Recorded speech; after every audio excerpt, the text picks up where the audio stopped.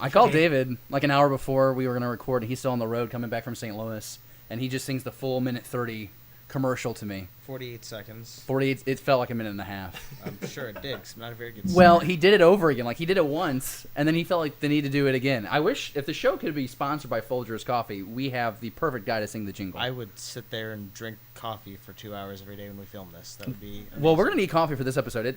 We got a lot to talk about. Yes, we do. All right, well, let's get started. Some good things, some bad things. Some bad things. Well, George Lucas being a bit of a dick to some fans. What a dick. We'll get into that. We're going to get into that. Welcome to Beyond the Blast Doors, a Star Wars podcast, a podcast made by fans for fans, and we are the fastest growing podcast out of the Midwest. Why? Because I'm pretty sure we're the only ones. I'm one of your hosts, David Amilati, and I'm joined with just two hosts this week, Nick Stewart and David Gilbert. David, how you doing, bud? Super fantastic. You have crossed much of the Midwest to be here today. I have been traveling all over the place with the holiday weekend. Was at Mark Twain Lake for a little bit, down in St. Louis, back here today, over in Collinsville tomorrow, and then Holiday Shores. It's fun. Oh, man. I've heard he wears a one piece at the lake. Nick, how we doing? I'm pretty great. I watched a 20-story building blow up yesterday, so that was pretty sweet. Oh, the one in Macomb? Yeah. Did you actually go out there for it? Mm-hmm. Oh, I that's covered it awesome. yesterday, yeah. So, and it took like what, 15 seconds to bring it About down? 15 seconds. It stood for about 50 years, and it was just gone in 15 seconds. I saw the video. Crazy. It was awesome. I just set up, I had like multiple cameras. I just set them up and just watched it. I didn't want to like focus on like filming it. I just like tripod, good. Just enjoy it. So many people call that place home, and now it's just rubble. R.I.P. Oh, man. Happy thoughts here on it is Sunday while we're recording episode 7, and we're going to go ahead and jump into real talk. We have so much to talk about this week. It's a real bummer that Jesse couldn't be here this week because he would probably be losing his mind over all of what we're talking about. He's with us in spirit. Do we have a Force Ghost? Buddy, we should. Oh, gosh. I wish we had the budget. That's what we should if do. we had the budget to CG in a ghost. Force Ghost version of Or Jesse. even like a hologram. Yeah. Like, anytime one of us isn't here, this hologram us in. Oh, we can do great. cardboard cutouts. It's like the next best thing, right? It's colored blue. I'm fine with that. Hey, let's jump into real talk because that's how we start off every episode. This is a segment where we talk about everything that's movie related. This could be the saga films, the standalone films, the Clone Wars animated film that came out in 2008, and sometimes we even sneak in the cartoons because we don't have a specific segment designated for the cartoon stuff. You know, David, for as much as we don't like that 2008 Clone Wars movie, we seem to like point that out a whole lot. It tends to get the most advertising on this program, I think. You know, it's a great thing. Like, if you watch that, you know that the series only can go up from there. So it's really reassuring. The best part of that movie is the ATTEs scaling the hill, but that's a conversation for another day. Our first topic of this segment is somewhat breaking news coming out of San Diego Comic-Con. It's happening in a few weeks, and we now know that there will not be a panel dedicated to Star Wars Episode 8: The Last Jedi. A lot of websites going crazy in the last 24 hours about this because really the last 2 weeks everyone's focus has been the conundrum that is the Han Solo directing situation. It seemed pretty obvious to us, me in particular, that Lucasfilm wasn't going to have a panel like this at Comic-Con because Disney announced D23, a year ago, that it was going to be happening almost like right before Comic-Con. So, you hear the news that there's not going to be a panel specifically at Comic-Con for the movie. What's your initial reaction to that? Nick, let's start with you. I think, it sucks. I mean, Comic-Con has been kind of the big thing for a lot of people to go to and watch. I hate when people start trying to make their own things and start kind of separating the fan bases from these really big events. However, Comic-Con also has gotten way too big for, like, the 2 days that it is. So maybe it's not a bad idea to kind of separate some things. I think it would have been better if they just kind of had their own event at Comic-Con. Mm-hmm. I think that would have been kind of a better approach, kind of like do something like what E3 happens. You have like the different gaming companies, they each have their own press conferences. Do something like that, maybe like the day before Comic-Con. I think that would have been a smarter move. Plus, that I think helps the fan base a lot too. You're keeping all of them kind of in one place. I think, it sucks, but I also think it's funny because again, The Last Jedi is months away and we still don't talk about it at all. Right. Right. Well, and I think a lot of people were actually expecting the Han Solo movie was going to be a topic conversation at D23, and it seems like that's going to be forgotten about for the near future just while they get that movie back on track. I think they just need to take that movie out into an alley and just put him out of its misery. It's gotten to that point. David, I don't know if we're going to incite domestic abuse on this film or not, but what do you think about Disney? I was thinking like Old Yeller, okay? Oh, not like Chapter 13. All right, let's go all back. David, Disney has gotten so big to where it feels like it can have its own event, and they're putting it like the week before San Diego Comic-Con, which is a staple like Nick alluded to. Do you feel that Disney has really that is the best strategy for its property? We're talking specifically about Lucasfilm's properties. I think for Disney, it's a good decision because they want to dominate the market on everything that they do. So if they're trying to create their own D23 that's going to rival Comic-Con, I think they might start pulling some people away. Good things with that, bad things with that. Now, the D23, if I recall, is in LA, where Comic-Con's in San Diego. Yeah. So I think it's kind of a shame that they didn't do it in San Diego too. That way they could have, like, here's D23 for a couple days beforehand or afterhand, kind of sandwich it around the Comic-Con. That way you've already got the fans there. You can move it to a different hotel, but at least it's in the same city that people can go check it out and get all of their nerd stuff on one vacation and not have to separate this out. And I think that was the biggest complaint, and Nick, join in on this one, because some fans, they're going to have to pick one or the other. Not everyone has the financial situation to be able to go to both, and you're thinking, yeah, if they're within the same week, it'd be a lot more convenient if they were in the same location. I don't think Disney cares. I think Disney just wants you to pick their event. Well, the thing, too, is, like, a lot of people don't have money to go to the West Coast either. Make the Midwest great again. We have nothing in the Midwest ever. Except this podcast. Nothing. Yeah. Like, Chicago has nothing. There's, like, no major events. Like, the Comic-Cons in Chicago and St. Louis, they're, like, laughable sometimes. Like, it's embarrassing. Don't you think the Midwest would actually have a really good opportunity of hosting these events? Because if you think of, like, Chicago, like you mentioned, St. Louis, you have Kansas City. These are communities, cities, that could easily provide a great experience for these events. Not only that, plus, I mean, you're more centrally located. I mean, you have Chicago, you have two major airports. I mean, usually, like, even, like, the tiny airports usually have cheaper flights to go to Chicago just because you usually have to go to Chicago to go somewhere else. Yep. So, I mean, I feel like that would be just so much easier to have something in the city of Chicago. And maybe I'm biased because I'm from Chicago, but, I mean, like, you have PAX East way out in Boston. You have, PAX out in Seattle. You have the weird PAX, kind of, which is in, like, Austin or something like that in Texas. I mean, there's nothing in the central U.S. whatsoever, and it's really disappointing. Well, we're starting the petition right now. Do you want D23 or Comic-Con? I don't really care. Yeah. Just bring something. We're not picky. E3 out in L.A. You have, Star Wars Celebration out in Florida.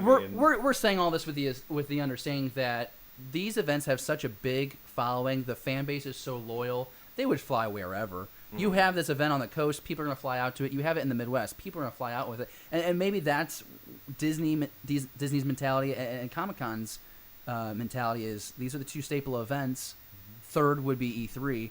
People are going to come out to them. Mm-hmm. I mean, I get it. Plus, CES over in Las Vegas. Make the Midwest great again. Make lightsaber battles great again. That's what we say here on Beyond the Blast Doors. Let's go to the next topic. And speaking of D23, the schedule has been released. We'll give credit to EpicStream.com. I'm also pretty sure that our friends over at StarWarsNewsNet.com had something about this as well. D23's schedule coming out. July 14th is going to be everything Disney animated. Walt Disney Animation Studios will be presenting there. Maybe our friend of the show, Mr. Nathan Greno, will be there.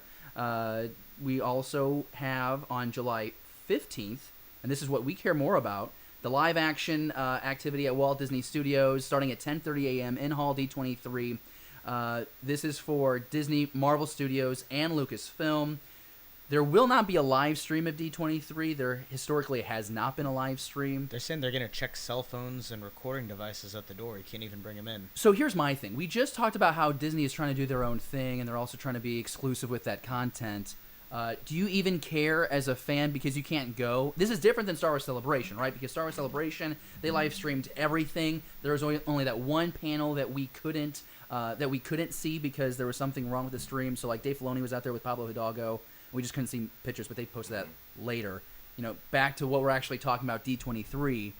Do you guys even care? Are you just gonna wait for it to hit the public stage?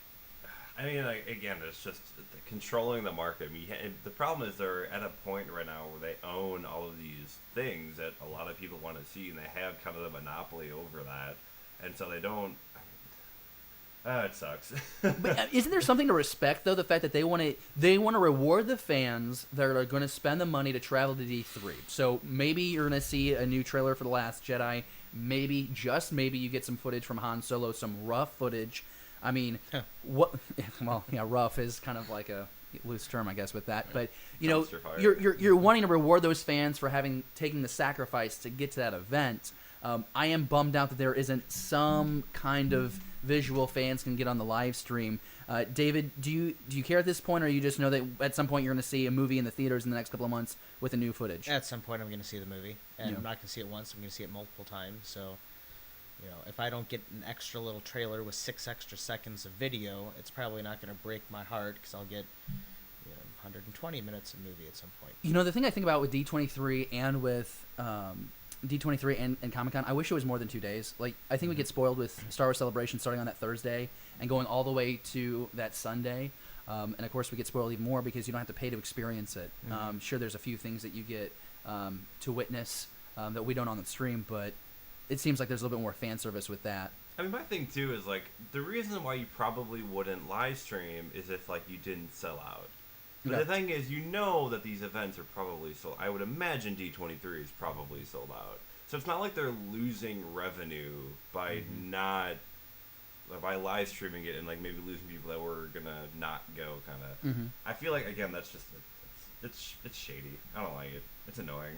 I feel when I think bring of it to the Midwest. When I think bring it to the Midwest. When I think of D23, I always think of that scene from what is that thing that's in Iron Man 2? Tony Stark has like that big show, that big expo. With all the suits that come and... Yeah, with all that stuff. Like, that's exactly what I think this is. It's just like a smorgasbord of franchises for Disney to brag about that they have. They're going to give you a little bits of something, but it's really not maybe going to surmount to a whole lot. And I'm only saying it for this year because I think they were planning on having so much with Han Solo, and then they got up to it, and they found the deadline, and they found that they just had nothing to share with the world. I think, like, it's kind of interesting. Like, Disney owns a lot. I think that's like what you kind of almost mentioned. Everything. It's kind of like, it is really good show for them to be like, hey, it's like we own all this, so like, give us your money. Well, and like you think that like with Disney and their affiliation with Marvel, like you think they would still be active. Kind of going back to our first topic, you'd think that they want to have something there for their Star Wars lines because you have the main Star Wars lines, you have the Dr. Aphra lines, you have the Poe Dameron line, you have all these different mini series. We've talked about how there's a Rogue One and a Mace Windu coming out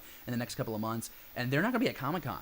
They're going to be on the floor. They're going to have like a booth that you can buy stuff, but not to have, man, you know, you're just going to save all that for your own thing at D23. But at the same time, if you're going to invest in having your own conference, then yeah, I'm going to announce the big stuff, the good stuff in my house with the people that gave me more money in my pocket. My final thought is I like it, or no, I don't like it. I get it, but I don't have to like it. That's fair. David, are you on the same page? I'm on the same page. Oh, fair enough. Well, you know what? There's more issues happening with the Han Solo movie. This saga is ongoing, and we have more information thanks to our friends over at StarWarsNewsNet.com. And as always, we want to give them a shout out and let you know they are the internet's best aggregator of Star Wars content. And I think it's fair to say a couple of guys over there are friends of this show. We have a really good time on social media together. David, I feel at this point we just need to get like a little calendar to put on the wall. You know, this many days since last Han Solo drama. Well, we've been doing this for like the last 2 weeks, right? Yeah, we only need to like print out one page that says 0 days because I don't think that number is going to rise anytime soon. Okay, so there's a lot going on with this because we touched on the last episode 6. We talked about the conundrum that was Lord and Miller leaving the project. They put in Ron Howard. He was going to be flown out there to start the project. We were wondering kind of what would a Ron Howard Star Wars movie look like, and we all kind of agreed, well, it's going to be part of the vision that was there originally, but he's just going to put some Band-Aids on a few things, and he's going to tie up some loose ends. Okay, that's fantastic. But we got more insight now, thanks to our friends over at StarWarsNewsNet.com, into the style of filming. We talked about last week how there's a lot, like too much improv for Kathleen Kennedy's liking. There was also an issue with how much footage that was available. They like to shoot, Disney likes to shoot, Kathleen Kennedy likes to see you shoot with like 12 to 15 different angles, and Lord Miller were only doing like 2 or 3. Yeah. So that made it really tough for the editors in the editing room. Oh, by the way, the editor got fired, and so to replace, I guess, that person on the payroll, that's when they brought in the acting coach for Alden Ehrenreich. Which is not normal to bring in an acting coach to kind of help them through some But it tough is scenes. this late in the game, Yeah. right? With like 3 weeks left of regular production. You keep in mind that there's 5 weeks of reshoots scheduled. But guys, like we say, this is not the 5 weeks of reshoots to fix the issues that Disney and Lucasfilm has with what's already been done. These were already scheduled. These were the 5 weeks put on the calendar with the assumption that we're going to love everything that Lord and Miller do, and if we just need to tie up some loose ends, like Rogue One, we're going to go back for 5 weeks and we're going to patch all this stuff up. Well, that's not the case with this. They're going to have these 5 weeks of reshoots, and then they're going to have to schedule more. And again, it comes back to the whole, will it be happening in May of 2018, or are they going to push to December? They're saying they're going to be shooting all the way into September now. First week of September is when they're scheduled to wrap up. Well, and it's going to be a hard time for them to fit it into December if they do decide to move it, because you've got Mary Poppins comes out that month. There's a couple Disney properties that come out that 2018. Yeah, for 2018. There's not a whole lot of room for them to move the movie. You know, here's my thing. Ron Howard joins this project, and they say that he's gonna be that calm presence on set who knows how to work with actors. Nick, does the word calm, is that a word that you want to hear the director of a Han Solo movie described as? I think you need something like that to kind of fix whatever the heck is going on right now. You need someone to kind of bring everybody together, because right now I think everyone's making fun of him, us included, and so I think they need somebody to kind of lasso them back in and kind of get things back under control, because when you have kind of these newer actors kind of involved in something this big like this and starting to kind of spiral out, you do need kind of that voice to kind of bring them together. I'm hoping that Howard can do that. I think so too, and we'll talk about it later, but he's been pretty funny on social media since he's gotten on set. There's some pretty funny photos and videos that he's posted. Personality is good. Personality is good, and you know, there was a clarification that we were able to get. There was a story that broke, and we didn't talk about it last week because I kind of thought it wasn't all that relevant, because there just wasn't enough known about it. But when they announced that Ron Howard was going to be directing the film, there was like mass applause from the crew, and so it seems like the source that's here on this story is saying that they weren't applauding because they wanted Miller and Phil Lord out. They're just happy that the project still goes. They're going to probably get another. They'll keep getting paychecks. You know, the project lives. Money. So that's kind of nice, because you know, originally it sounded like we were really happy about them just leaving off the project. Everyone was like, "Yeah, get them away, get them away." I guess the one thing that I do think we need to spend a little bit more time on, and then we kind of touched on it at the beginning of all this, is the fact that Alden gets this acting coach. There are multiple sources saying that Disney is very happy with his portrayal of Han Solo, that it brings something new to the character. And there's also comments that while Kathleen Kennedy did not like what she saw in the dailies, she was happy to see what the interaction was between him and Donald Glover as Lando Calrissian. David, let's start with you. You know, you do hear that this acting coach is brought on late. You know what? Almost ignore that. You know that these two are interacting very well. How does that make you feel about this movie? It makes me feel good. We said over and over for the last couple of weeks that none of us are really enthusiastic for this movie, and if the chemistry can be good and it's not a forced relationship, maybe that'll be a little better to watch. Maybe. Yeah, I'm hoping. You know, it just seems like you're fitting so much into this movie because you have Lando already introduced. You're going to have this new mentor character that Woody Harrelson is going to be playing. You're going to assume that's the mentor. Woody Harrelson's in this one? Yeah, he's playing a mentor character that like mentors Han Solo as he goes up through the ranks of being the smuggler that we know and love today. The same Woody from Cheers. Yeah. Really? And white boys can't jump, or white guys can't jump. You know what movie I'm talking about? No. Oh, it's really good. I like Woody. I would not have expected him to be in. You really know nothing about this movie. I don't care to. Wow, this is just proof that This is- he doesn't care at all. Don't recast Harrison Ford, damn it. Yeah, okay. I don't need anybody who's not him playing. Were you Han the one that Solo. made the suggestion that they CG Maybe. Harrison Ford into this movie for like the entire movie? Tarkin looked great, and Peter Cushing's been dead for 20 years, so... I just feel like that would be just a bad idea. But I wanted to bring that up because I was pretty sure you were the one that deserved credit for that horrible idea. They could CGI this horrible idea, and Harrison Ford could voice it. They probably make more at the box office. Oh my goodness! All right, well, let's go on to our next topic. We have an interesting quote from Adam Driver. He It's not recently did, interesting. and yes, it is. No, it's not. He has been doing an interview with Huffington Post, and in that he says that Episode 8 director Rian Johnson has created new rules for the Star Wars universe. In the interview, he says, quote, Johnson created new rules for the Star Wars universe and balanced the familiar and unfamiliar very adeptly while respecting that his audience can handle ambiguity, which you can see in his previous films. Characters and the story are his priority. Now, that's something that we've kind of been hearing about as far as like storytelling and character development. That's common statements that we've heard about Rian Johnson since he was first named director of Episode 8. But David, let's start with you because you seem pretty flustered. What problem do you have with Adam Driver saying that Rian Johnson is making new rules? I don't, but I would vote for Driver for president because he just gave us a statement with a whole lot of nothing in it. Oh, look at this! They're making a movie and they're doing new things with it. They're giving us new content. Woo! What do you think these new rules might be? Because that's why I love this so much. Is what is he changing? Because there's some cool possibilities out there, but it could also be a complete I don't want to say disaster, but it can make me very uncomfortable as a Star Wars fan. What do I think he's changing? Yeah, like what are the new rules? I have no idea, but I have to imagine that things are going to change, because if not, we can just go rewatch the old movies and not have any new movies. Well, that might have been the complaint that they heard enough of from the first one, where it's like, okay, we want to have some similar beats to Empire, but we need to make this significantly different because Force Awakens was a little too close. Nick, what do you think these new rules might be? Transfiguration?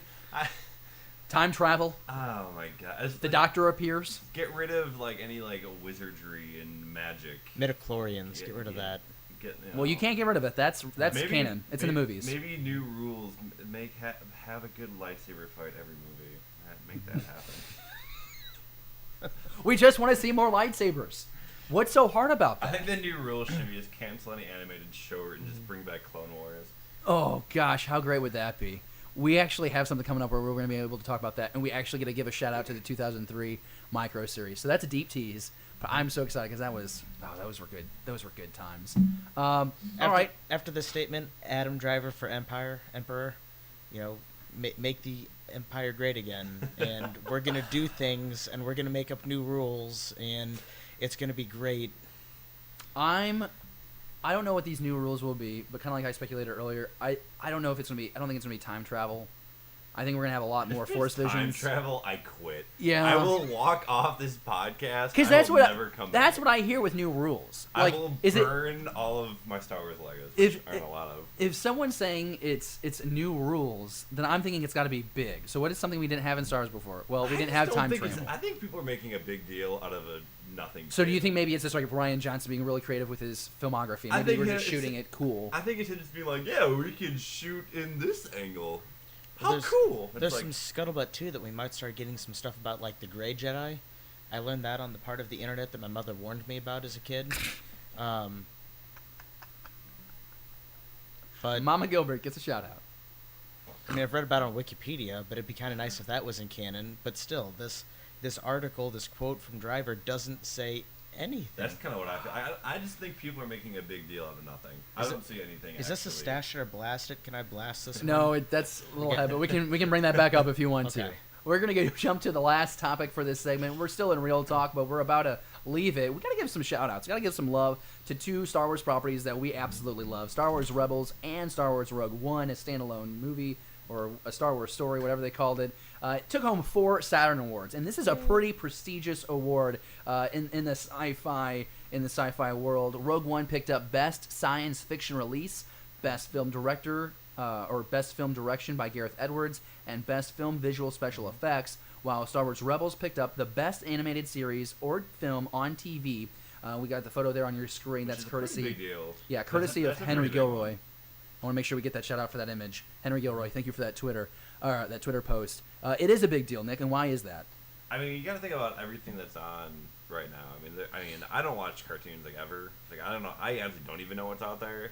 But like the animated like field, it's being targeted more towards like adults too. Mm-hmm. So you have a lot more kind of adult things kind of coming out with that too. And it seems like Star Wars winning awards in anything is kind of difficult. Because it's not the most coveted thing by like film critics. It gets snubbed at the Oscars every year. Yeah, which I mean, I don't blame it. I don't think it's like Oscar worthy any Star Wars movie. I think it's great and I love them, but I mean, this is the award thing that is geared for Star Wars. It's like their cheat code is getting the Saturn Awards. You know, David, you hear the awards that Rogue One won, for example. Again, it's Best Science Fiction Release, Best Film Direction, and Best Film Visual Special Effects. It's really hard to argue a movie did a better job than Rogue One. I agree. Okay. Rogue One's great. That's all you got, huh? That's all I got. That's all you got. I Yeah, watched it like 4 times last month. By and large, I'm not a fan of like the Academy Awards because they tend to focus on the dramas, on the more serious pieces, and that's not why I go to the movies. I want to go to the movies to escape, get me in outer space, put me back with the dinosaurs. Let's watch a bunch of shit blow up. So that's why I love the Saturn Awards, because they actually give accolades to the movies that I find interesting. And I just like that the storytelling on both in the theaters and on the TVs being recognized. Like, there's some great storytelling right now with Lucasfilm, and we talk about how great we love Rogue One. You know, Nick and I are roommates now. I think I put on Rogue One like 3 to 4 times a week. I don't think you've stayed awake during an entire showing yet. That's because I get off at work at like 11:30 at night, and I turn into Cinderella at midnight. It happens. But then you have the storytelling with Rebels, and you know we mentioned this from time to time. Dave Filoni had more stories to tell with the Clone Wars series. There was supposed to be season 7 and season 8, and he got that opportunity ripped from him. So the fact that he gets to end Star Wars Rebels on his terms, it's award-winning, it's well-respected by all, and like you mentioned, Nick, it's on a channel that targets youth, but the content there is for adults as well. And what I love about it is it allows families to enjoy Star Wars, because I got introduced to Star Wars by my dad. I like to pass Star Wars on to my kid, and I think we all have maybe similar stories of how we were introduced to this galaxy far, far away. It's definitely a difficult task to kind of target both audiences. And they do it well. They do it well. And they do it it's well. Hard to do. All right, so congratulations again to Star Wars, to Lucasfilm for all your hard work. Congratulations to you on those awards. Let's go into our next segment. Now it is Pages, Pixels, and Pieces, because we love the books, we love the comics, we love the video games, and we love to play with the Legos, as you can see behind me. All right, so the big news in gaming this week is the Untitled, and really there's just not a whole lot known about this game being made by Visceral. And the story that we're talking about right now is thanks to our good friends over at StarWarsNewsNet.com, because they were the ones that broke out all this information from a source that they have. And this does contain spoilers, so we are going to go ahead and put the spoiler tag up there in the top right corner for you. But what we know about this game right now is it's going to happen sometime between A New Hope and Empire Strikes Back. And if I read the story correctly, it's happening closer to Empire Strikes Back. We're following a character that goes by the alias codename of Dodger, and he's from Alderaan, and he has dodged the Imperial draft, and he blames the rebellion for the galactic conflict. He's saying the rebellion sparked, this mass chaos in the galaxy, right? And we also know that he's a smuggler. The Empire did nothing wrong. Yeah, the Empire did nothing wrong, according to that subreddit.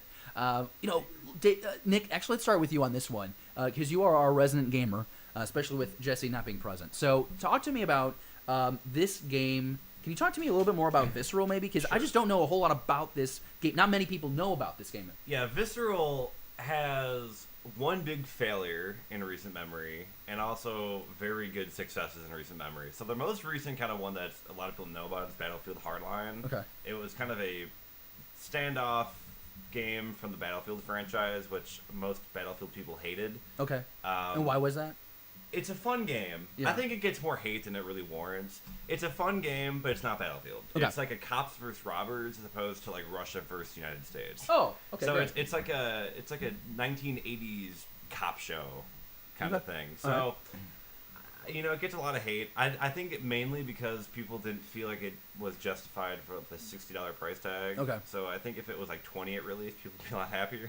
So then what did they do? What's the series that they've done recently that we would know that was great? Dead Space. Really? That's Dead Space? Dead Space is by Visceral. And so I think... Never heard of it. Dead Space is a pretty big game. It's a really big horror, very gory game franchise. And that's actually what turned me off of that game, because I don't do the blood and gore. But I didn't even know. That's just crazy. Yeah.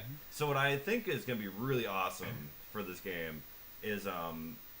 when you starting to talk about probably some type of what's the word I'm looking for? Han Solo. He's a smuggler. Thank you. The words are hard. I think it's a really good opportunity for a company like Dead Space, because the thing with Hardline was that it was a very kind of a game where you can use stealth or you can go guns blazing. You can use stealth to kind of, do your objectives, or you can just kind of go in and start shooting and killing everybody. And so, I think with a game with smugglers, I think it's a very good opportunity to kind of utilize kind of that stealth thing that you might have learned with the Battlefield game. And on Dead Space, obviously, it's a super gory game. We talked about the Han Solo film. We wanted kind of a gory, gritty cringy game or movie. This is kind of a good opportunity for that to happen too. Plus, it's in space, so they have some idea of how to do space things. And all we really have seen is kind of like 8 seconds of video. Well, do we even know what kind of game is it going to be? Is it going to be an RPG or an FPS? Or? Based on the video that we saw, I don't know if it's just kind of it looks like it's a third-person perspective. I don't know if that's going to stay like that, but at least from that shot, that's kind of what I get from it.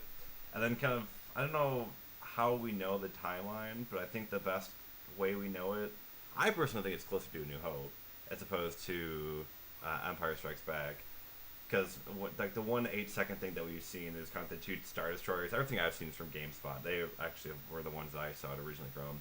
But they had like the 2 Star Destroyers come over Tatooine. We're pretty assumed it's Tatooine. And if you remember from Star Wars Episode 4, you have when they're leaving Tatooine, you have the 2 Star Destroyers there. Yeah. So I think that's kind of the placement here is kind of closer to that. And it's gonna be just because there's just no.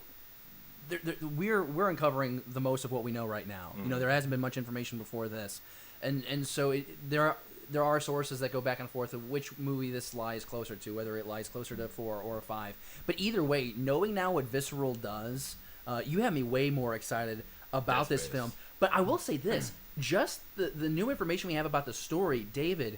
You hear that this is an Alderaanian, a guy from Alderaan, who has ditched the Imperial draft. That's enticing to me because now we have this sounds like we're going to get a different perspective on the destruction of Alderaan. Yes. Very weird. Well, does that excite you? It does. What I'm excited about in this game is for the majority of our time in the Star Wars movieverse, we follow the Skywalker saga, the Han Solo, the Princess Leia, that core group of people that are kind of making things actually move forward. But Disney's been able to prove with Rogue One that we can take some minor characters, some background characters who are still equally important to the overall universe and make entertaining films out of it. Right. So if we're able to take this side character again from Alderaan, who's obviously got no place to go home to anymore, and make a really fascinating character-based story out of it, I'm really excited. I think that's something that happened to Star Wars universe that I think a lot of people look past. Think about just how the destruction of your home planet, like how many side stories that would generate. Right. Like, I mean, think about just all the people that were like maybe just trying to get home and suddenly their planet and their home is gone. I think it's kind of, I don't know how they would, like, the weird thing that we kind of know is that they might be trying to find this guy, like put a bounty on him because he apparently, like, they're trying to kill all the people remaining from Alderaan. Wipe them all out. Yeah, I think that's really stupid, but how would you even know who died or not? That he just blew up the whole freaking planet. That doesn't make any sense to me. I mean, on the that's really dumb. bright side, with all the Empire's faults, when they did blow up Alderaan, they reduced the unemployment rate to 0, so... It's pretty effective. Make unemployment great again. I do like what you touched about with the different perspectives, Nix, because it's like, you're right, there are some people that are returning to the planet, maybe there's some people that are just leaving the planet. What about the people that are on the planet next door? We know because of Force Awakens that they're on one planet, they can see these other planets exploding up in the sky. So getting like the neighbor, there's so many different angles. Assuming there's multiple habitable planets in that system. Yeah. And then, which I have no idea if there are or not. Well, neither do I. We'll find out. I'm sure Pablo Hidalgo is working on that actively, right now, if he hasn't already. Do we have like a solid Star Wars galactic map? There was like a canon one. There was a really solid one right before it got retconned. I think there is a map in one of the books that just came out. Like I think we have a new map, but I couldn't name the exact title. If you know the title of or if you know where we can find the official map, the official canon map, comment right below this video if you're watching on YouTube, or if you're listening on iTunes, send us a tweet or a Facebook post, but let us know where we can go find that official canon map, because it sounds like we all need to take a look at it. I like the Wikipedia for the Alderaan system. It just has like Alderaanian graveyard. It's like, oh, that sucks. let's go to the next topic. And we actually have 3 comics that are coming out this week, and so we'll kind of flash the covers out there. Unfortunately, our local comic shop was not able to get us Poe Dameron 16 or Star Wars Droids #1. Dropping the ball. So we're going to have to figure out a way to find out information about that. I roughly know what Poe Dameron 16 is about, because I talked to a friend about it late last night. He kind of broke it down for me. But Star Wars Dr. Aphra #8. This closes out the Screaming Citadel series, the 5-part mini-series that we've been talking about on this show. Did it get better? I can't say that I got better. I think it started well, went downhill, and it's just still... It did start out... I think... I'm trying to think of the best way to say this. I think it started out with so much promise. Because like we've talked about before on the show is... We love the fact that they're taking horror and combining it with Star Wars, and that was really cool. And the artwork was, it felt kind of like an anime. So there's all these different things happening with the Star Wars story that I haven't experienced before, so I was really into it. But then you started getting like things like zombie Gungans and Ithorians, and then you started getting this like force-sucking queen. Yeah, there was like a zombie. Yeah, it was, it was unique. It was a unique way of storytelling. Is this canon or fan fiction? This is actually considered canon, and I guess my thing is... Can we take this one on the back and take this one out of its misery? Yeah, Old Yeller's going to have some company in about an hour and a half. I think the thing about this is, because I want to do a comic book breakdown on this, I think that this is one of those moments where I wish that Star Wars kind of had a fairy tale section. Like, I feel like this would be a story that would fit in Legends, in all honesty. Like, this is like a Star Wars type story, but it's not official because it just gets really bizarre. In this issue, we have to tie up all the loose ends, right? So there's a parasite in Luke, there's a parasite in Han. What? Luke is able to disable the parasite within him with quite some struggle, but somehow Han, who's not force sensitive... How did they both get a parasite? Or very scrappy. He's somehow able to get rid of his parasite with like a lot of ease.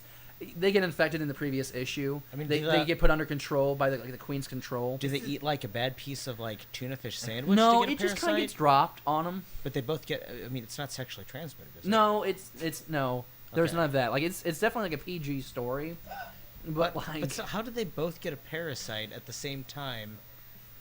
Is it viral? no, it's like the Queen. Like they have like there's like a science lab and they have all these The fact that parasites. you have to go this in depth with trying to explain Now- those now tells me picturing- this is a terrible series. Now I'm picturing like Alien with the thing suction cupped to the face. It really bums me out because, like I said, the first couple issues, like I was on board with, and then slowly it just I lost interest in it. And the 5th issue here that you can see on the front of the set if you're watching online, interactive set. You can pull it off if you want. Yeah, go ahead. I need to look at this garbage. Yeah, go ahead.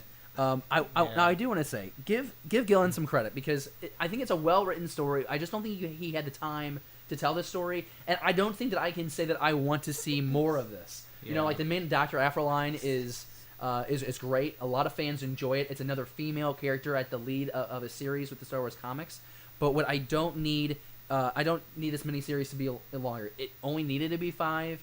Unfortunately, the story just wasn't flushed out in 5. Now, still a fan of all the artists on this piece. Not trying to bash them. Just my preference is I'm not into it. I will still encourage you though to go to your local comic book shop and hopefully they have it on the shelves and you can buy it and you can read it. I'm not going to tell you not to.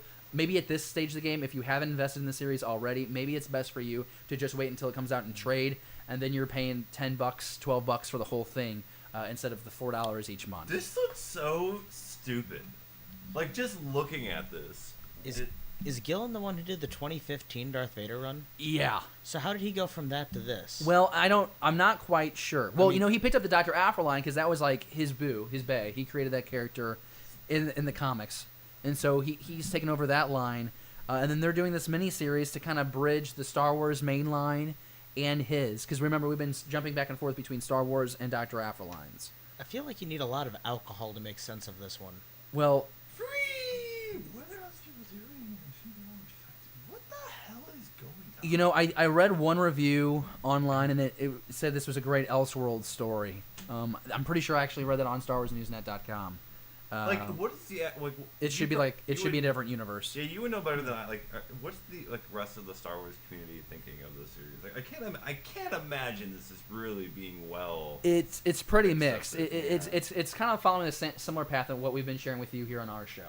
Is the fact that at the very beginning we were very optimistic because it was a cool way of crossing the two lines. For someone who hadn't warmed up to Dr. Aphra like myself, I was starting to get into it. But by issue 2, you realize just kind of how it's not even how naive Luke is. Luke is just written to be an idiot, and he goes along for the ride with Dr. Aphra. And then, of course, with the art and then all the loose ends trying to be tied up at the very end. And a lot of people seem to have lost faith in this miniseries. This looks like Dead Space. Yeah. This It does. Visceral games. Oh, just a bloody, gory mess. But I still respect all the artists on here. I think Gillian does great work. Looks really pretty. Yeah. I mean, I have nothing against the artwork or anything. Just the story is just whoever came up with that. So hey, sometimes we all swing and miss at the plate, but we just get right back on. And you know what? For the first Star Wars line, first Darth Vader line we got from Gillian, I'm not gonna hold too much against him. Okay, so we mentioned Poe Dameron and we mentioned Droids #1. Don't know a whole lot about Droids 1. I'm pretty sure that one's targeted for the kids. In fact, I was on Twitter earlier this week and I saw a dad had got his son the comic book, and we commented on there and just was like, it's so cool when you see like a parent like doing that parent thing, encouraging the child to read, but then like the fact that it's Star Wars, and then like I mentioned it earlier, It's even better. I got introduced to Star Wars from my dad, so it's like that really pulled at my heartstrings. And if the guy allows us to use the Twitter image, you'll be seeing that image right now because we have to ask for permission. But I reached out to him, and if he lets us use the image of his son reading the comic book, it'll be right here. And if it's not right here, then I just look like an idiot right now. We can probably link the tweet though. Oh, we can totally link the tweet down in the description below. Yeah. It's just really cool. It's just really cool. So that's going to do it for pages, pixels, and pieces on this week's episode. Let's jump into Stash It or Blast It. Got a few topics this week. I'm pretty excited because the first one is the Forces of Destiny trailer. It was released earlier this week on StarWars.com, and this is what we heard about first at Star Wars Celebration. They were going to do these mini cartoon shorts. I feel like that's a little redundant how I just worded that, but these little cartoon shorts that are going to show us our favorite heroines, and that's how you say it, heroines. That's not the plural version of drugs. But we are talking about these strong female characters that have been developed in the Star Wars galaxy, and we're going to tie up some loose ends. And so we got to see this trailer, and it's just a little bit more than a minute, but there's some characters that we see like Rey, Jen, we get to see Leia, we get to see Sabine, Padme, Ahsoka, and then there's some others. David, let's start with you. Because you are starting on basically every cartoon front right now. What is your reaction to seeing this trailer? Are you excited? Well, I'm finally done with the first season of Clone Wars. Congratulations. So I'm 2 or 3 episodes into the next season of that one, and Ahsoka's definitely becoming a little more near and dear to my heart. I love her. Being able to see like an older version of her, which I'm told I'll see in Rebels, spoiler alert, was just kind of exciting, especially when she's got her double lightsaber blades and they're both green, and she's getting ready to obviously ruin somebody's day. So that's kind of exciting. I'm excited to see some more of like Padme to come back out because loved her character, but the writing wasn't necessarily the best that she had. So maybe she gets a little opportunity to redeem herself, the character, with some better writing. By and large, I'm stoked. Okay, that's awesome. Nick, you see this, and we nerd out all the time about Clone Wars, and we watch Rebels together. You see this different type of animation out of Lucasfilm. What do you think? I like the art style. It's definitely different. I'm a pretty big fan of the art choice that they used with it. We all knew this was coming. It's cool to see, obviously, the female leads coming out again with this, which, again, we all knew this was coming well in advance. It's just finally here.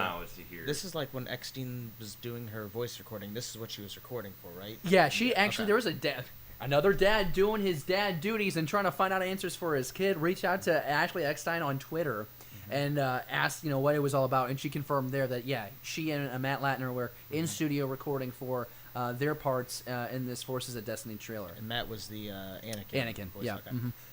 Kind of cool. Yeah. I mean, you can tell they chucked some random things in there. It looked like Yoda was in there at one point, maybe an Anakin Skywalker is in there at one point. Yeah, that's my favorite whole scene in that trailer is Tree. Yoda hands something to Ahsoka. And so I'm excited to see that there might be something more there. Ahsoka? Yeah, I think that's Ahsoka's hand hand, with the wrappings around her That makes hands. sense. So I'm really looking forward to that because we missed out on a lot of that storyline in season 7 and 8 that I never feel like happened. there needs to be a closure between Yoda and Ahsoka because I feel like there's kind of a rough. Yeah. Departure. Sorry. It's really only a Damn it, spoiler no. for David at this point. It's no everybody else kind of knows what's going on. What's the standard rule? Like 7 days, and then you're SOL. If you're Yeah, not like up to 2 date, weeks or a so- month or a It's just year. been like It's been like 3 7 years. years. I'm like 9 years behind, so Anyway, there's I like to see maybe that kind of bring closure. That might be kind of one of the shorts that'd be kind of cool to see. So I like it. I mean, I wish they were investing their time and resources into like Clone Wars, but whatever. It is what it is. I will say this: there's been a lot of comparisons made online, and that I think it's great that this property is known about, but I don't agree with it. The 2003 Clone Wars miniseries that came out, it was after Clone Wars. Or Attack of the Clones came out. I think it was like the summer of 2003, but it was previewing. It was like these mini episodes that were teasing the release of Revenge of the Sith. Tartakovsky, I think is how you say the guy's name. He's the guy who did Samurai Jack. yeah. Okay, so it's those cartoons, and there's a lot of comparisons being drawn. I think this looks a lot more like computer-generated imagery. Like I don't think I don't know. I think it's a little bit more CG version. But it's cool that there's actually people out there that still know about that 2003 series because I love it. I have it on DVD, and I think it's awesome. And that's why I was so skeptical about that new Clone Wars series coming out because I was like, oh, don't take this away from me. Because that original one, we got like Surge, and we got a couple other Asajj Ventress. That was her debut. But you fast forward till 2017, we're all pretty happy with what Disney and Lucasfilm did with this new Clone Wars series. When you watch the little trailer for it, they really go through all of the different generations of Star Wars. Yeah, they from do. The original prequel. That's kinda cool. At one point, we even hear Maz Kanata do some narration, and it'd be kind of neat where they're gonna see where they're gonna take her story. Maybe we find out where that lightsaber came. Yeah. Maz Kanata was definitely doing the voiceover for that. And Nick, you see this, it looks like there's going to be some bits in here for the kiddos, but there's actually something that we might actually appreciate too as older fans. I don't know. It's very. I think this more than anything else is very geared. I think towards children. And that's not a bad thing. Not I mean, they can enjoy really a bad thing, but yeah. Stash and This blast it. I'm is gonna stash exactly what I like when I pictured Disney taking over Star Wars. Yeah. This is the type of thing that I would expected to see, and it's happening. And I'm hoping this is not going to be like a lot of this. Well, luckily they're just shorts. They're going to be available on YouTube. You'll actually be able to watch them on Disney XD coming up in a couple of weeks or so. So you be on the lookout for that. We'll have the link there on the description below for more information on that. David, you gave your answer a little prematurely. Stash or blast it? Stash it. Nice. Nick? Are we keeping it? For the time being, I'll stash it. All right, cool. We'll see what happens. I'm gonna stash it too because I'm all about getting Star Wars into in front of the younger generation, and I think this is a great way for the parents and the kiddos to have a good time together. I mean, the reviews on it, well, not the reviews, but like, I mean, if you just look at the comments and like the likes versus dislikes, it's very, very mixed. Oh, and yeah. I think the problem is adults are like wanting to see more like adult things. Yeah, but you know what though? It's like Rebels, like we've talked before. Like it's for the kids, but it's the tone of that show has changed so dramatically. It's for everyone of all ages. Like you can be a 45-year-old fan and still be into that. We get the movies. You let the kids have something. The kids are gonna give this Star Wars droid comic. It's like you can give the kids a little thing. I don't think there's gonna be major reveals in these little animated shorts, so I'm not worried about it. Let this happen. Let the kids enjoy it. If you have children, enjoy it with the kiddos, and then come back around in about a year or so, and hopefully we're talking about a new animated series with Dave Filoni at the helm. That's maybe it's post episode 7. That could be a lot of fun, or post episode 6. But only time will tell. Let's jump into the second topic of our segment here on Stash It or Blast It. And TMZ does it again. They got Bob Iger on the run last week, and now they've got George Lucas. And George does not want to be hassled while doing an interview for TMZ. They're asking him a series of questions. They ask him what they think about Ron Howard taking over the Han Solo movie, and he says, I think he'll do a great job. Yeah. And they go, well, what do you think they'll do with the movie? And he says, oh, that's not my job anymore. And then these guys keep asking for autographs, and this is the only reason why I bring it up, because George basically loses all eye contact with TMZ camera guy, and he just looks over. He's like, guys, these things are $200 a pop. I know what you're trying to do. You're trying to make money. You want to make money? Go get yourself a job. That's not like verbatim, but that's like every other word that George said. It's no pretty swearing. close to. It's pretty close to what he was saying. How do you react to the creator of this galaxy a long, long time ago rejecting people like this on TMZ video? I'm sure it's happened. Yeah. I think it's questionable to do it in front of TMZ. That I don't think was the smartest decision. Because you know they're going to share that. Oh, of course. It's going viral. It's exactly what they want. Taken out of context, it kind of makes him look like an ass. But having watched the full video, that's not what I get out of it. No. I mean, I get it. He's being interrupted when he's trying to do something. I get his response. I do think he could have been a little bit more maybe professional at the time. And then as soon as the camera goes off, just maybe start bringing the beat down. But Yeah, guys, I don't. It's not like we autograph. went up to him and met him and he signed stuff for us. Like the one guy, he said that he signed 5 things for, and the guy was going to go sell it all on eBay. Yeah. So. Well, and that makes sense. Like if it's for a fan, I don't think George Lucas rejects him in that way. I think he's done this long enough, where I think he can tell, or he probably can spot the difference between people that are legitimate fans versus people that are just I'm trying to think of how to do like a Lucas impression, being like, no, I don't want to do it, but like I can't do it. It just starts sounding a Jay Leno impression. I mean, I feel like we were just like one step away from old man Lucas saying, "Get off my galaxy." It was very like Clint Eastwoodish in this moment, wasn't he? Mm-hmm. No, you know what, George? We still respect you. And you know what? If you won't sign their stuff, I got something around here you can sign. I'll take an autograph. I'm a fan. I won't sell it on eBay. We collect it. You know what we don't have right now is we don't have Nathan Greno's artwork. It hasn't come in yet. No, it's at Hobby Lobby right now, getting framed. Oh man. Well, I'm gonna blast it that we don't have that yet. Mm-hmm. Are you guys blasting or stashing the George Lucas story? I'm trying to figure out which perspective I should do. Should he or not have signed that autograph? I'm gonna say dude. Or blast it, dude. You should sign everything at this point. You know. I mean, yeah, it depends. I want to know what happened after the camera went off. Yeah. If they were still like being. Honestly, we just included this because it was like George maybe being a dick, and then we found out that he wasn't being a dick. He was actually just trying to be cool. He's still kind of a dick. Yeah. But he has a right to be a dick in that situation. I mean, he says go get a job. Maybe that is his job, is to get things to sell. You know, maybe calling George Lucas a dick isn't the best way to make him a fan of the show. But we do have fans of the show. Things taken out of context for 500, please. We have, we have Janina Gavankar, who still hasn't responded to our tweets. Did we ever take for that forgiveness little segment and shorten it up so she could see just the part where we speak did. good about her? Yeah, we totally did that. We told her, but we haven't heard back from her, and we want her to. I know that she's appearing on another Star Wars show like next week. I think she's going to be on Collider Jedi Council. She'll never be on this show. So she just does not. I think she's forgotten about us. I think I think we were a one night stand. We enjoyed ourselves, but we woke up the next day never wanting to see each other again. I have a one night stand. It sits next to my bed. Ugh. It's got a little lamp on it. Son of a bitch. I'll put my phone on mine. We're gonna go. I had this great segue about our fans, but it went to waste. We're gonna jump into the Fan Comlink. We're gonna tap the Fan Comlink. We have a question that comes from a buddy of ours. StarWarsNewsNet.com just gets all the shout outs. But we'll just refer to this guy by his Twitter handle because maybe he doesn't want his full name given out. But it's at the Shiite, I think is how you say it. Or it's other at the shit. Like he's not trying to say the shit, but it's the Shiite. I'm gonna go with it. You know what? If I just said your Twitter handle wrong, you can correct me down below. But he asks us, what is your least favorite part about sand? So that's the fan question of the week. David, thinking about the history that sand has in the Star Wars galaxy, what do you think about? What are your thoughts on sand? Nick really likes this. I mean, it gets everywhere. and if there's sand, there might be sand people. So there's a little danger out there too with it. It depends on the sand. Is it the sand by a beach? Because I like sand by beaches. Because then there's beaches, and then there's beautiful people walking around the beach. Nick, what do you think about sand? In the real world, yeah. I hate it because I'm very like OCD in a lot of ways, and it gets everywhere. I can't get it off, and it's just annoying, and like it's just not okay.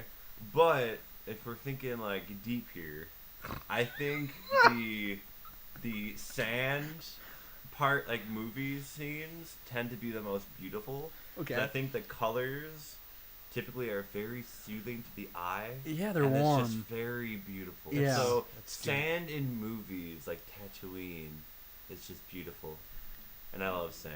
Do you like how we actually took this question very seriously? Because I think at one point we could have just scoffed this all off. That was really nice. Nick's got me thinking, where did the sand come from? What do you mean the Was sand? it just there on Tatooine? Yeah, Has I it mean, just that's a always been planet. there? I mean, how does our planet work? It's there, it grows over time. It It exists. grows on trees. Yeah, it just falls to the ground. We harvest it. You know, I think if I'm being serious, doesn't every movie have sand in some way? Like every movie has a sand scene. Like Scarif had a beach. Oh, all the Star Wars movies. I was starting to think of like other movies. Oh Like no, Amazing Spider-Man. I don't think that had sand. no. Like, I mean, like if I think about sand, it's like, yeah, it produced like maybe the worst written statement in the Star Wars world. But it, like kind of what Nick said, it does kind of produce a lot of the really cool scenes. Like I can watch Return of the Jedi all the time. That scene where he's on the plank and he jumps off, spins around, comes up, gets his lightsaber, ignites it. Like I can watch that whole sequence because it's super, super fun. You know, and then I think about the iconic scenes that we have in A New Hope with the two sons. I'm just currently thinking of all the movies. Episode 3 had the Wookiee landing near that beach. Did 1 and 2, you're on Tatooine. Obviously 4, you're on Tatooine. Does- 5, does there's a beach. Empire? Empire, there's sand. You'd think Where's- with like, you know, on the banks of the murky Dagobah? swamp. Yeah. Is that like sand or is that sludge? That doesn't count. That doesn't count. Okay, so No, then maybe no. sand isn't in. Maybe like Luke has sand in his shoes or something from He A New might. Hope, and that would count. Yeah. He has his sand dress garb on at the end of Empire. Maybe like there's Maybe a couple. he's one of the sentimental guys that carries a little bottle of it like on a necklace, so he always has Tatooine with him. Oh, that's kind of weird. Kind of like Billy Bob Thornton with his vial of blood. Yeah. Remember What? that? Yeah, remember that in like 2003. He was walking around with Angelina Jolie's blood, her DNA sample. Jesus.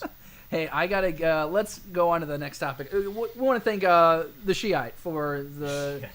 I'm assuming that's how you say it. I feel really bad because like, you were the one that gave us the question this week. But if you ever have a question about what we are talking about on the show, or you just have a common question about Star Wars, please hit us up on our Twitter. We're at BTBD_podcast on Twitter. You can also find us on our Facebook page. And then also, while you're watching our podcast, feel free to comment below, like react to the stuff while we're talking about it. Because between the 4 of us when Jesse's here, we'll see that stuff and we'll make sure that we have a response to it. Because we love that interaction. And that's really honestly the reason why we do this, is because we have a conversation. So, Bill, thank you for the comment. Really appreciate it. Hopefully we see another one next week.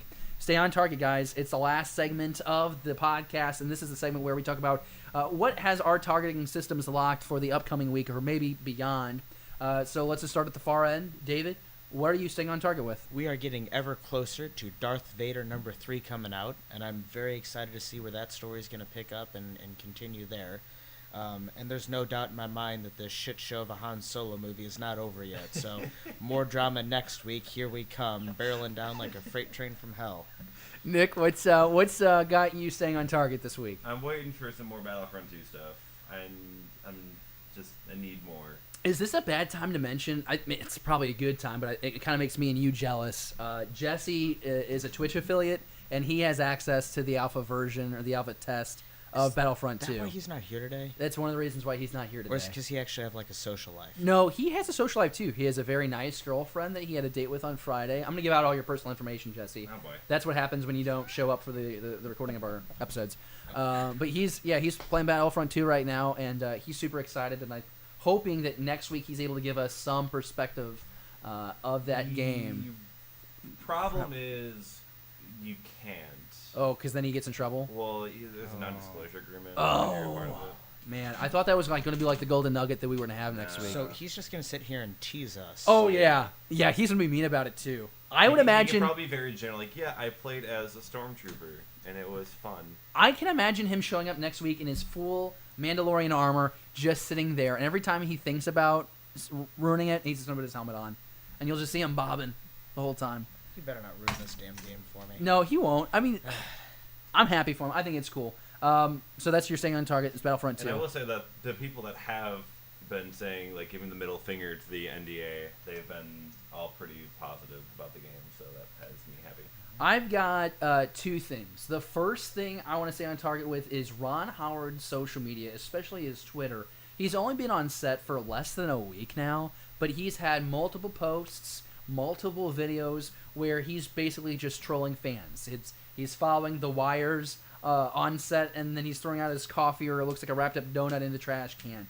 He's taking a variety of photos, and it's fun to see a sense of humor coming from him from this set because we're all kind of feeling like wounded birds right now. Like we don't want this movie. Like, no one was really asking for this Han Solo movie, but it's happening, so we want it to be good.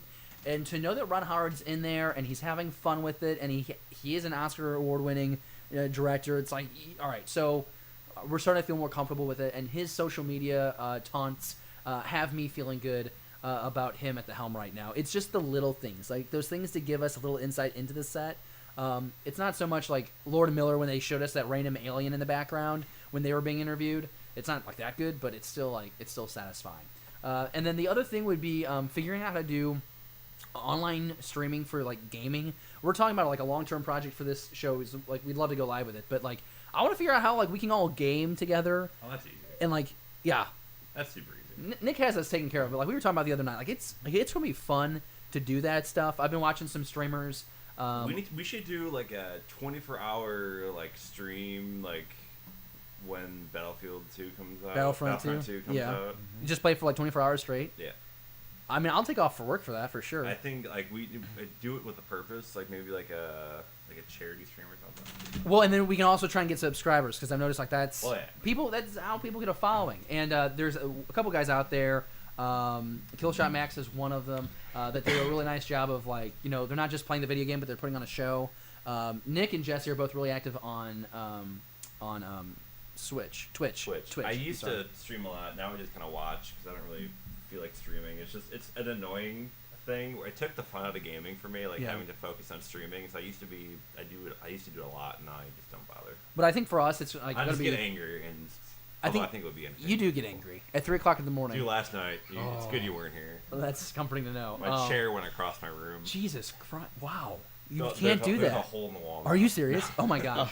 I guess the whole point of this though is that being able to do the live stream gaming, if you're into gaming, it's one more way that we can interact with you. So let us know down in the comments below. One, do you like to stream? Do you stream? Do you like to play? Would you want to play Battlefront 2 with us when it comes out? Maybe we do like a tournament or something. That could be a lot of fun. But the possibilities seem pretty much limitless. So that's really exciting. That's going to do it for us on the show. A great episode 7. We are just cruising through to think that we're 3 weeks away from hitting episode number 10. It's these small milestones, but we're glad that you're able to be a part of it. Anything else, guys, before we blow this joint?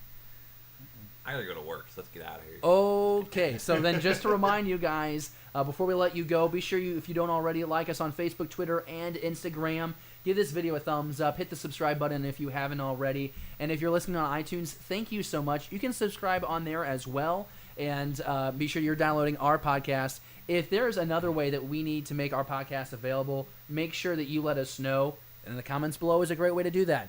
We're trying to figure out how we're going to be available for Android users. We're trying to figure out the best way to do that. There's been Google Play suggested to us. And there's, I think, a Stitcher app.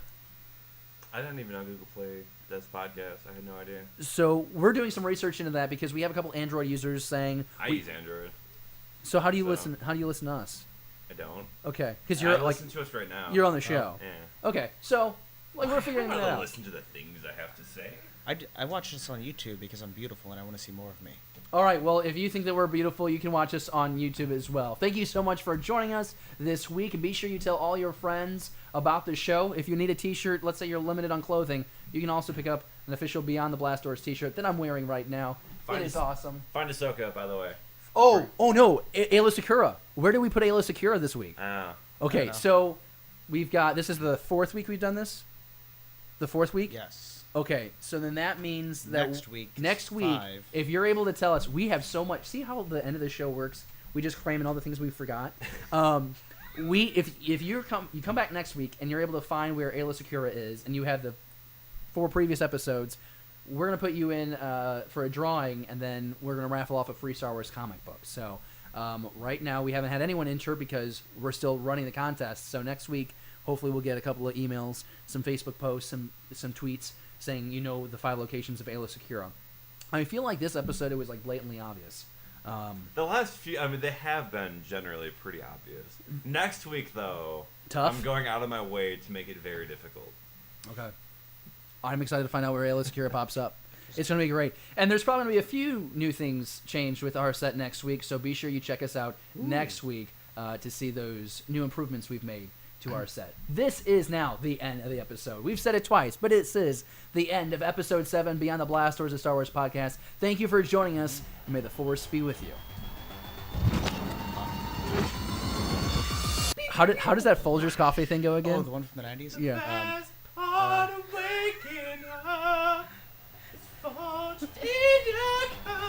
I'm glad to know that your vocal cords are ready for work now. Every day I wake up, pour myself a cup, that rich Folgers aroma. The best part of waking up, it's the doo-wop, and all I do. The mountain aroma always coming through. So it'd be great to have like backup vocals right now, but not the Cantina ones. I don't know what that. We can have the Jesse Forrest Ghost behind you. That'd be exciting.